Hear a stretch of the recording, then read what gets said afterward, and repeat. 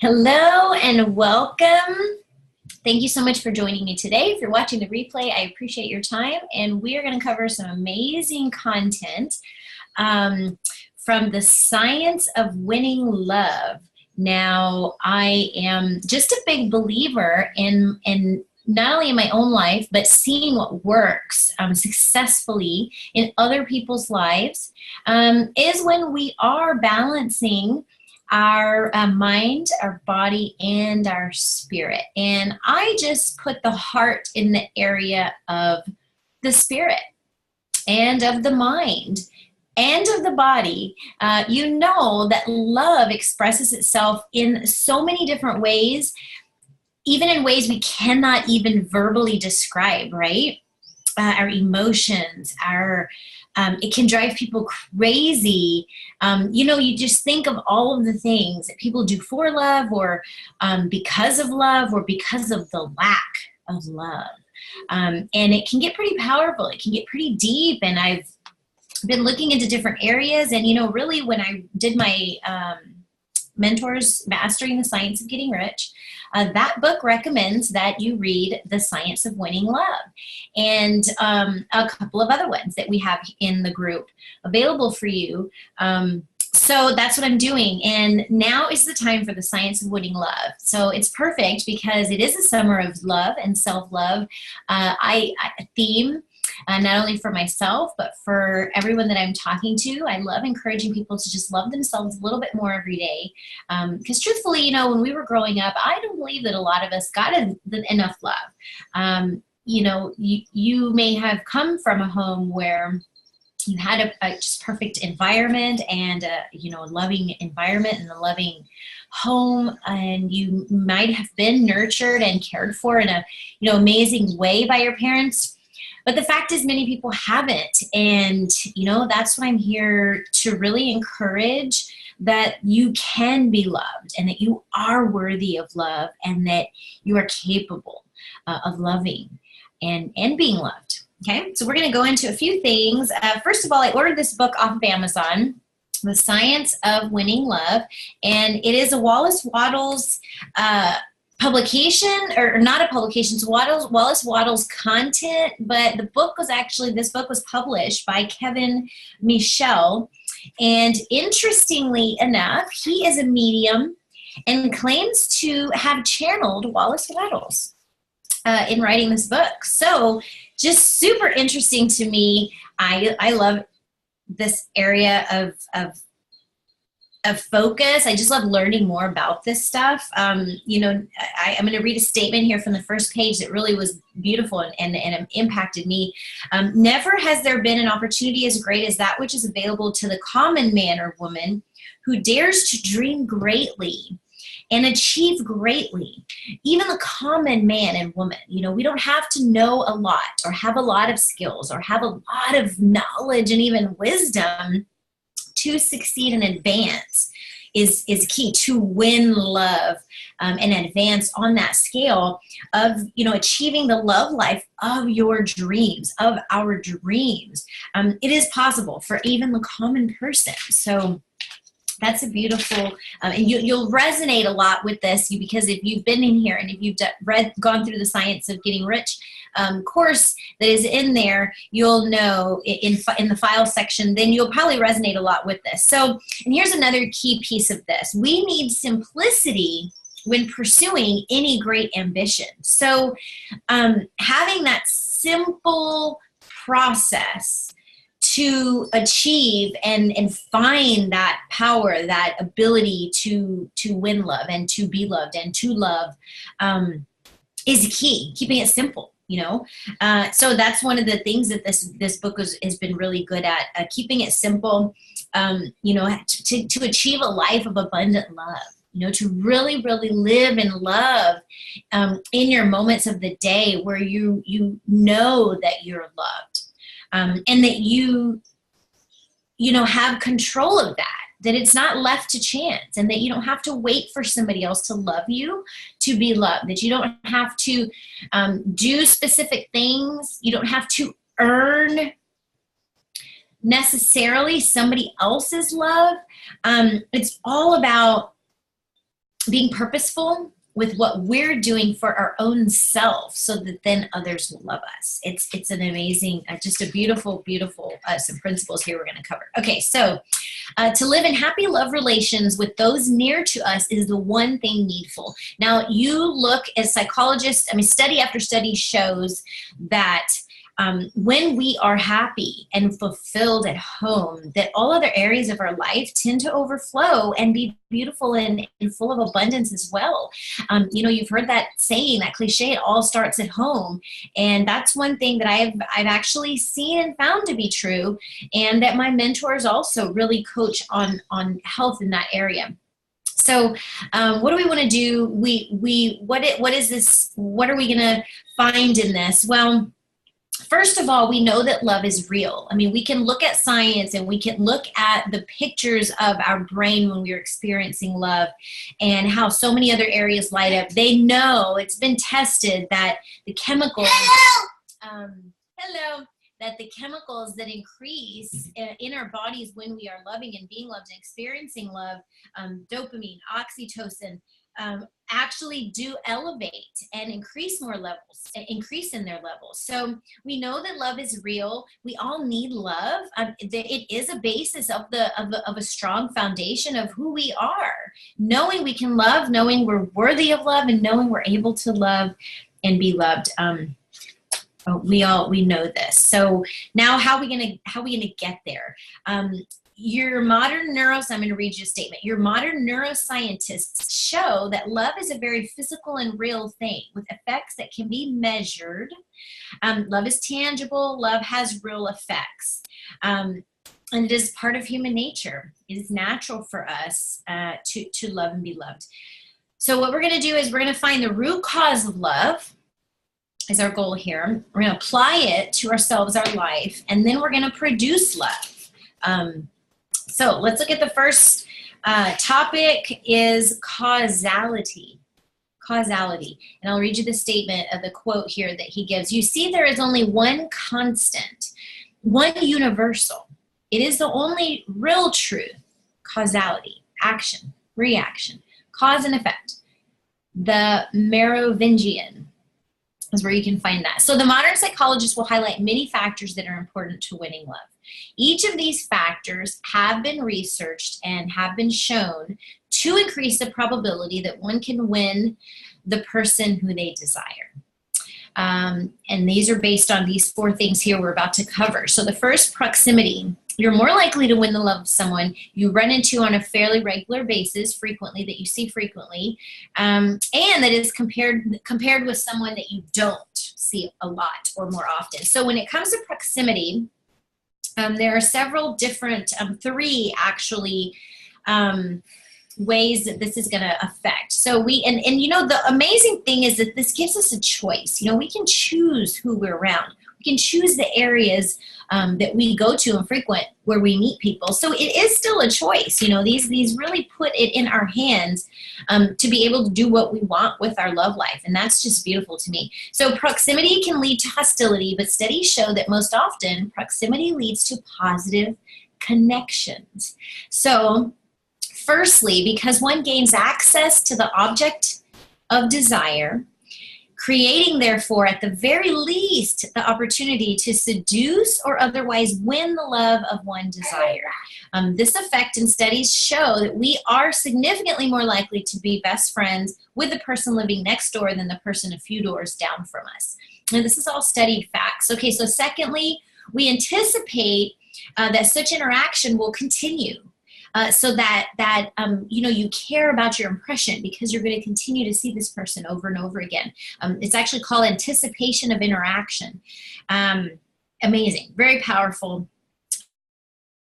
And it can lead to increased feelings of affection. And psychologists have studied this. Being around somebody a lot can actually increase your affections for that person, seeing them more often. Beautiful. Making positive impressions. And then thirdly, proximity leads to positive connection because of what is called the mere exposure effect. Your repeated viewing of any object or person causes such object to become more appealing than alternatives.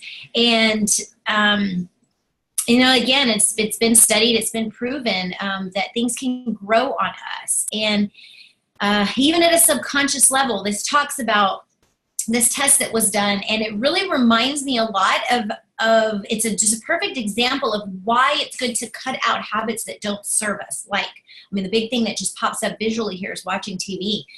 Because what happens is these visions, especially the commercials, especially if you're already in a situation where you're experiencing health issues, then you don't want to just be sitting mindlessly watching television, because it absolutely projects into your conscious and your subconscious. You might think, okay, commercials on, I'm going to go to the bathroom, or I'm going to get something to drink. But subconsciously, those impressions are still impressing upon your subconscious. And what they did was, it was a study, and Chinese characters were flashed to English students very quickly, fractions of a second. And the students later incorrectly rated the subconsciously viewed characters as having a more positive meaning than others that they hadn't been flashed quickly subconsciously. So just really super interesting. Just be mindful of what you're putting in front of you, what you're listening to, even subconsciously, because all of the things that are out there in the world today, we are being programmed. And if you don't already know that and realize that, that's a big one. We are absolutely being programmed, and the majority of the world are, sitting mindlessly hearing these commercials, and then they, start to experience some symptoms. They go to the doctor recommends a medication. They've been subconsciously hearing this commercial for this, whatever they're recommending over and over again. So they're going to be more likely to say, yeah, let me try that, because they've already heard it on TV over and over. They're familiar with it. Anyway, it can go good and bad. Obviously, it can be a good thing too. When you are looking at commercials and ads for healthy stuff and healthy food, and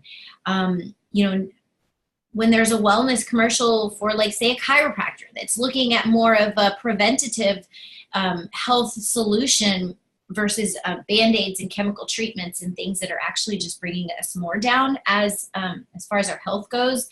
That's another thing that always gets me lately, is the backwardness of how we perceive medication as a medicinal that's helping us, and how we perceive various plants like hemp and marijuana as drugs, where those are actually the more medicinal things out there. Anyway, that's just my, part of my journey was, a huge part of my journey was detoxing my body and stopping putting chemicals in my body, to really connect with my body and who I really was, what I really felt like, where my pain levels really were, and then went from there. So anyway, okay, number 2, similarity. We are drawn to similarity. We are drawn to what we are like and what is like us. It is a proven fact.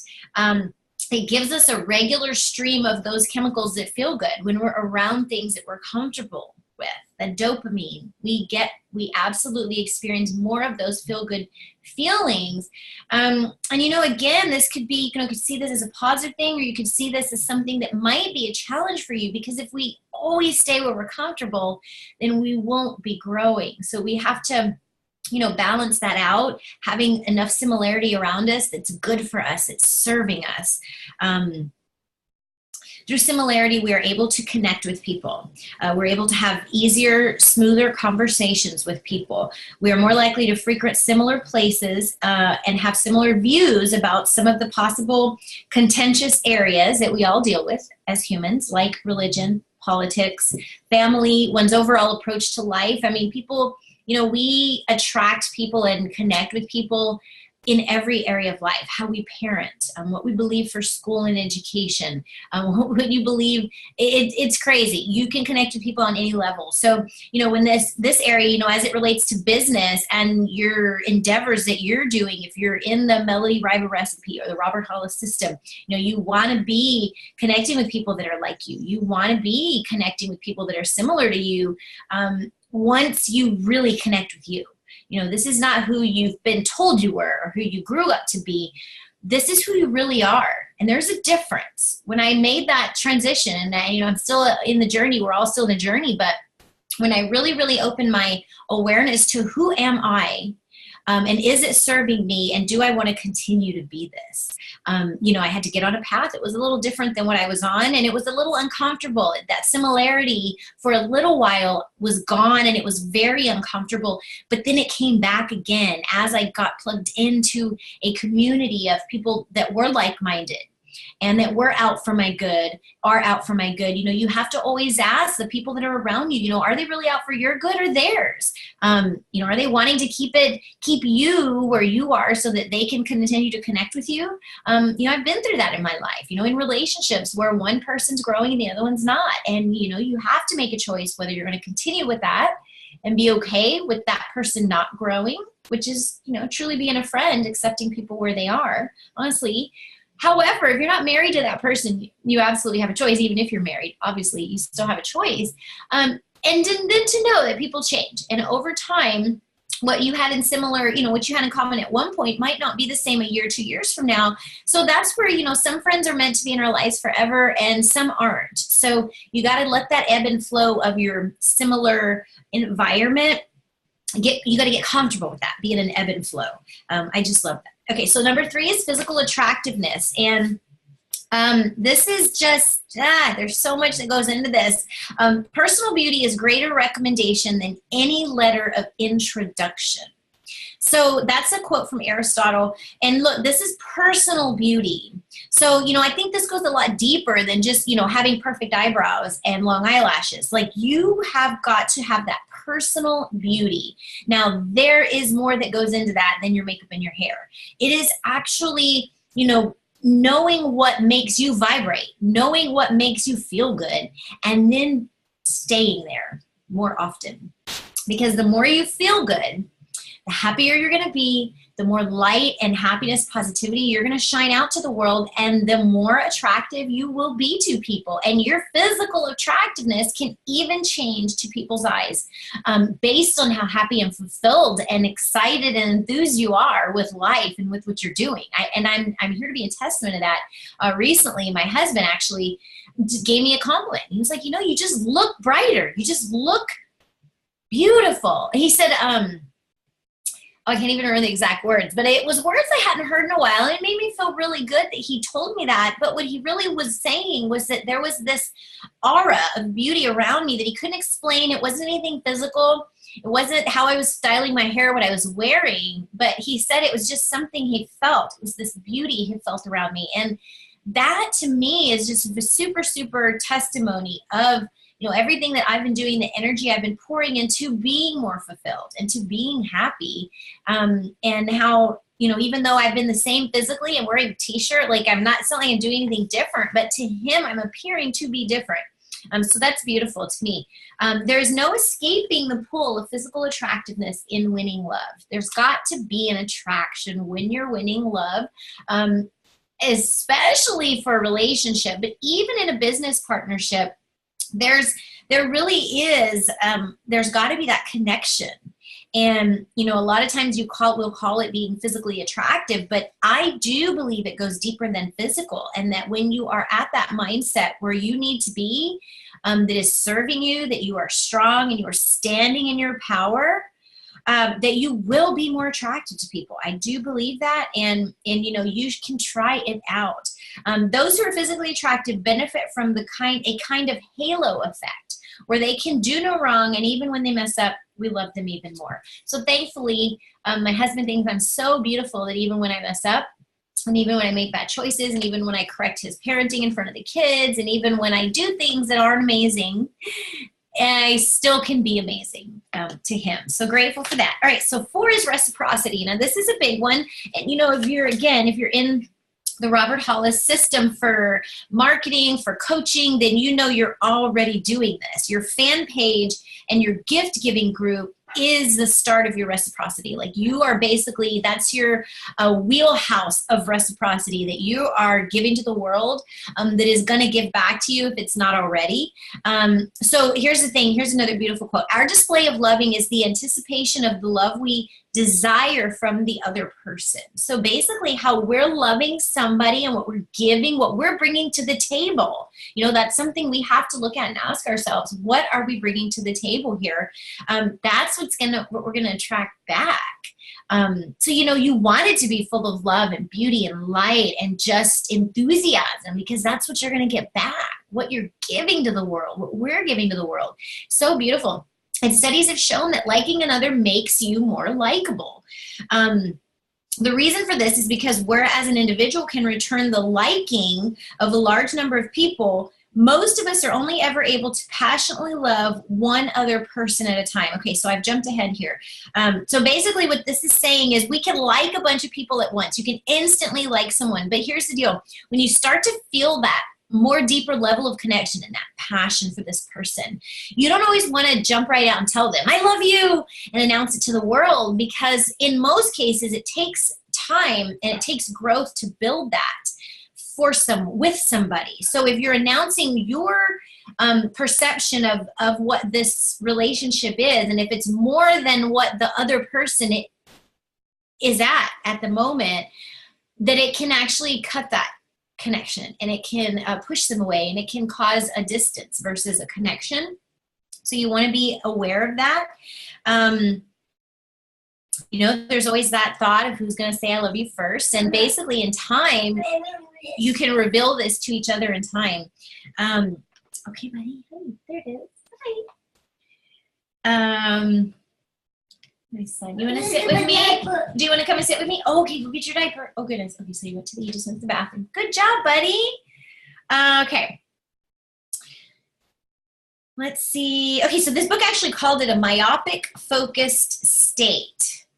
When you get into that connection of love, that like next level connection, that is actually a state of mind that you're in, and that if you move too quickly and express that too quickly, that the response could be resistance, and it correlates in our business. And when we're sharing our business or our products, or our services, or our coaching opportunities, whatever it is we have to give to the world, this actually resonates exactly along the same lines. If we share with somebody that does not know, like, and trust us already, we will create resistance, and the possible connection we could have had with that person will be affected.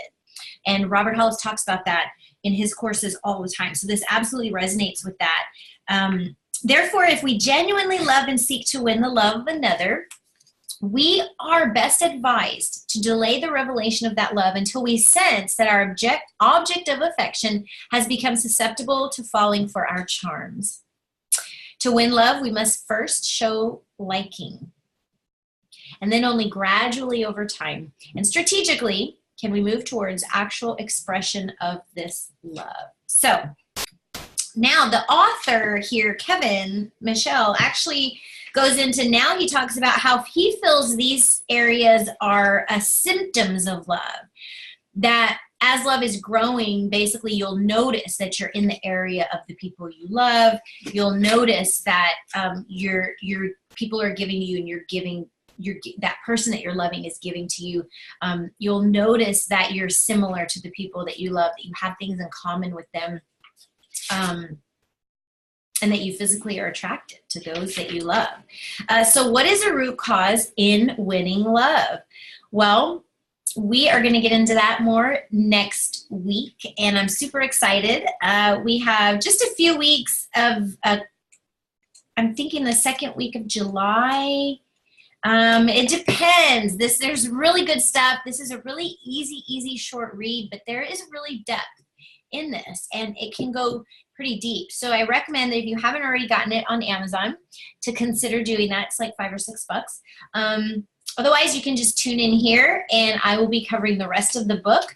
And what else is coming, I'll just tell you, so you know if you want to meet me next Wednesday, is the root cause of love, service to others, being something, and mastering the science of being rich.